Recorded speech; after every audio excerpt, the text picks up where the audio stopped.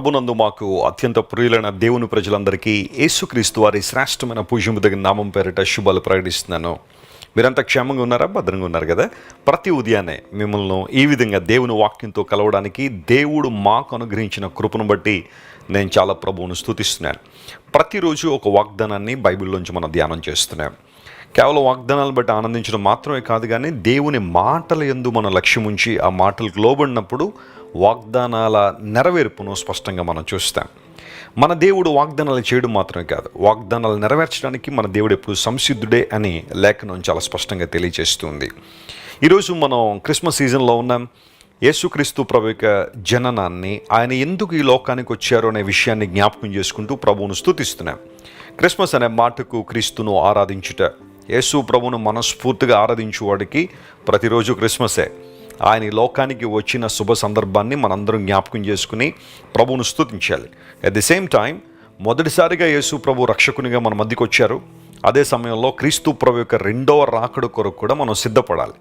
Bible యేసయ్య మొదటి రాకను మాత్రమే మనకు తెలియచేయలేదు, కానీ ఆయన రెండోసారి రాబోతున్నారు కనుక మనందరూ కూడా ఆధ్యాత్మికంగా సిద్ధపడి ఆయన్ను అనుసరించగలిగితే, ఆయన ఆరాధించగలిగితే ఖచ్చితంగా దేవునికి దగ్గరగా మనం జీవించగలం.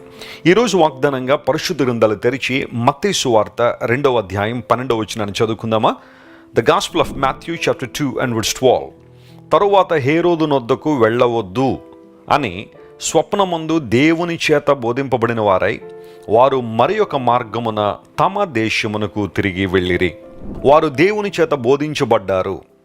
నువ్వు ఎవరి చేత బోధించబడుతున్నావు? ఎవరు నిన్ను గైడ్ చేస్తున్నారు? ఎవరు నిన్ను ఇన్స్ట్రక్ట్ చేస్తున్నారు? జాగ్రత్తగా గమనించిన దేవుని బిడ్డలారా, జ్ఞానులు యేసు ప్రభువును వెతుకుతూ బయలుదేరారు. వారు సుదూర ప్రాంతాల నుండి బయలుదేరి వచ్చారని బైబిల్ గ్రంథంలో వారి గురించిన పెద్దగా డీటెయిల్స్ లేవు, కానీ చరిత్రలో గమనిస్తే వారు ఖచ్చితంగా దూర ప్రాంతాల నుండి వచ్చిన వారే. వారు కొన్ని ప్రాంతాలకు రాజులుగా కూడా ఉన్నారని కొంతమంది తెలియజేస్తున్నారు. వారు వస్తారు అని పాత నిబంధనలో ప్రవచనాలు కూడా ఉన్నాయి. ఎట్టకేలకు వారు ప్రయాణం చేసుకుంటూ వారు నక్షత్రాన్ని చూసి ఆ నక్షత్రం వారిని నడిపిస్తున్న విధానాన్ని జాగ్రత్తగా పరిశీలన చేసి సంపూర్ణంగా దేవుని చిత్తానికి మరియు దేవుని నడిపింపుకు లోబడి ఉంటే బాగుండేది. కానీ కొంత దూరం వచ్చేసిన తర్వాత, ఇజ్రాయెల్ దేశంలోకి వచ్చిన తర్వాత రాజు కుటుంబంలోనే పుట్టుంటాడని చెప్పి వారు హేరోద్ దగ్గరికి వెళ్ళారు. హేరోద్ దగ్గరికి వెళ్ళి యూదుల రాజుగా పుట్టినవాడు ఎక్కడున్నాడు, మేము ఆయన పూజింపవచ్చితిమని హేరోద్తో చెప్పారు. హేరోదు అప్పటికి యూదుల రాజుగా ఉన్నాడు. తానుండగా మరొక రాజు పుట్టడం ఏంటి, తనకు తెలియకుండా మరొక రాజు జన్మించడం ఏంటి అనే కలవరం అతనిలో బయలుదేరారు. హేరోదు కలవరబడినప్పుడు అతను చుట్టూ ఉన్న ప్రజలు కూడా కలవరబడ్డారు. ఎందుకోసం? రాజుగారు మనసు బాగాలేదనుకోండి, ఆయన ఏ సమయంలో ఏ నిర్ణయాలు తీసుకుంటాడో ఆ నిర్ణయాలు ప్రజలకు ఎలా ప్రతికూలంగా ఉంటాయో అన్న కలవరం ప్రజల్లోకి వచ్చేసింది. అటువంటి సందర్భంలో శాస్త్రులను పిలిచి హేరోదు అన్నాడు, మెస్సియా వస్తే ఎక్కడ పుడతారు, లోకరక్షకుడు ఎక్కడ జన్మిస్తాడు? వారు నిర్ద్వందంగా చెప్పేశారు, మీకా ప్రవచనాన్ని బేస్ చేసుకుని బెత్లెహేంలో పుడతారని. అప్పుడు హేరోదు జ్ఞానులను పిలిచి, మీరు వెళ్ళి ఆయన ఆరాధించి మరలా నా దగ్గరికి వచ్చేసేయండి, నేను కూడా వెళ్ళి ఆరాధిస్తాను అని ఒక వక్రమైన బుద్ధితో వారిని పంపించాడు. జ్ఞానులు యేసు ప్రభువును వెతుక్కుంటూ బెత్లెహేం రావడం, ఇంటిలోనికి వచ్చి యేసు ప్రభువును చూడడం, ఆ తర్వాత ఆయన ముందు సాగిలపడి ఆయన పూజించి తమ పెట్టెలు తెరిచి బంగారము, సాంబ్రాణి, బోళమును దేవునికి కానుకలుగా వారు సమర్పించారు. జ్ఞానుల పేర్లు బైబిల్లో రాయబడలేదు, కానీ వారి జీవితం మనందరికీ ఆదర్శమే. ప్రభువును ఆరాధించడంలో, ఆయన పూజించడంలో వారు ముందున్నారు. యేసుక్రీస్తు ప్రభు ఆరాధనీయుడా? ఆయన మనం పూజించచ్చా? ఆయన్ను మనం స్తుతించచ్చా? ఆయన దేవుడా అని చాలామంది ప్రశ్నిస్తూ ఉంటారు. బైబిల్ అప్పుడు ఇప్పుడు ఎప్పుడు నిర్ద్వందంగా చెప్పే ఒక సత్యం ఏంటంటే, యేసు ప్రభు ఆరాధనీయుడు, ఆయన దేవుడు. ఆయన దేవుడై ఉండి మనిషిగా ఈ లోకానికి వచ్చారు. జ్ఞానులు యేసు ప్రభువు ముందు సాగిలపడి ఆయన్ను పూజించారు, ఆరాధించారు.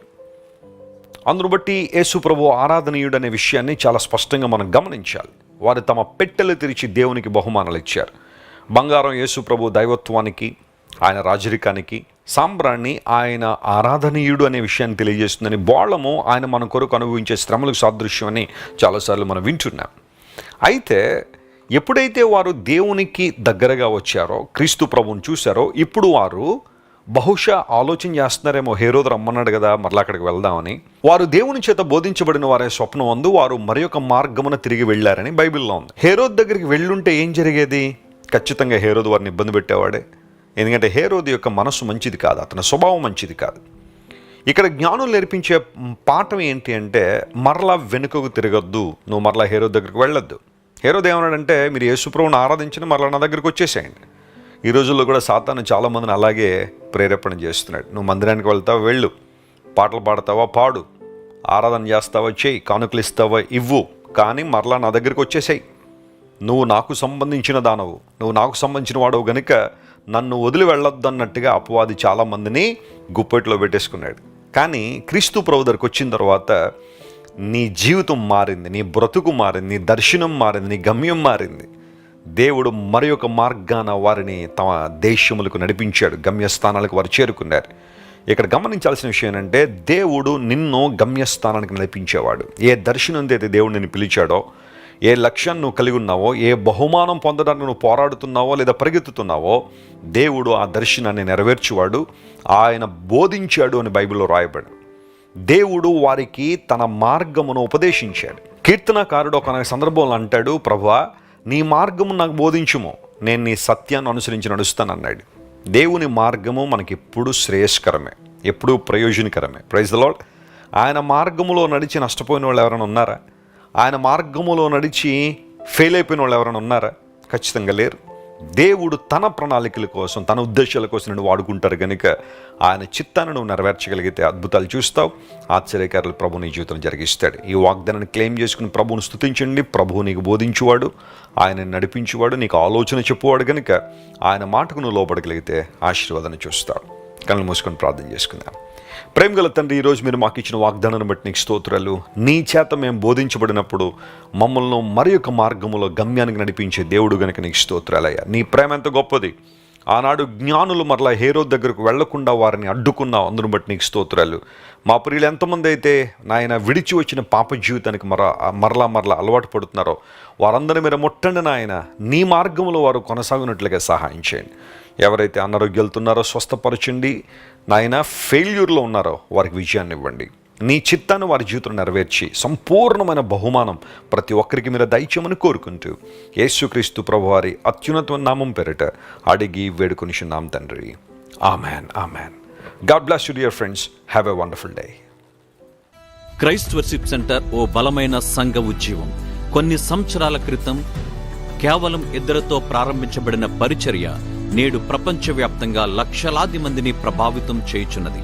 రాజమండ్రి, సికింద్రాబాద్, బెంగళూరు, చెన్నై, నెల్లూరు, దుబాయ్, బెహ్రైన్, కరీంనగర్, విశాఖపట్నం, గద్వాల్, కొవ్వూరు, మలకపల్లి, శ్రీలంక, భూటాన్, అడ్డతీగల, పాలమూరు, ఒంగోలు, బళ్ళారి, కోరుకొండ, పోతవరం, నల్లజర్ల, వెంకటరామయ్యగూడెం, మచిలీపట్నం, ఇందిరానగర్లతో పాటు అనేక గ్రామాల్లో క్రైస్ట్ వర్షిప్ సెంటర్ ఆరాధనలు జరుగుచున్నవి. వాక్య సంబంధమైన ఉజ్జీవంలో, పరిశుద్ధాత్మ సంరక్షణలో కొనసాగాలనుకునే ప్రతి ఒక్కరికి మా ప్రేమపూర్వక ఆహ్వానాన్ని అందిస్తున్నాము. రండి, ఆత్మతో సత్యముతో ప్రభువైన యేసుక్రీస్తును ఆరాధిద్దాం. మీరు ఇంతవరకు విన్న దైవ సందేశం మరియు దేవుని సేవకులు చేసిన ప్రార్థన మీకు ఆశీర్వాదకరముగా ఉన్నదని విశ్వసించుచున్నాము. ఈ సందేశాన్ని మీ స్నేహితులకు, బంధువులకు షేర్ చేయండి. మీకు ఏదైనా ప్రార్థన అవసరత ఉన్నచో మా ఫోన్ నంబర్లకు కాల్ చేయండి. దేవుడు మిమ్మల్ని ప్రేరేపిస్తే విశ్వాసంతో సాగుచున్న ఈ పరిచర్యను ప్రోత్సహించండి. మరిన్ని వర్తమానాలు, పాటలు వినుటకు జాన్ వెస్లీ మినిస్ట్రీస్ అను మా యూట్యూబ్ ఛానల్ను సబ్స్క్రైబ్ చేసుకోనండి. ప్రభువైన యేసుక్రీస్తు కృప మీకు తోడైండును గాక.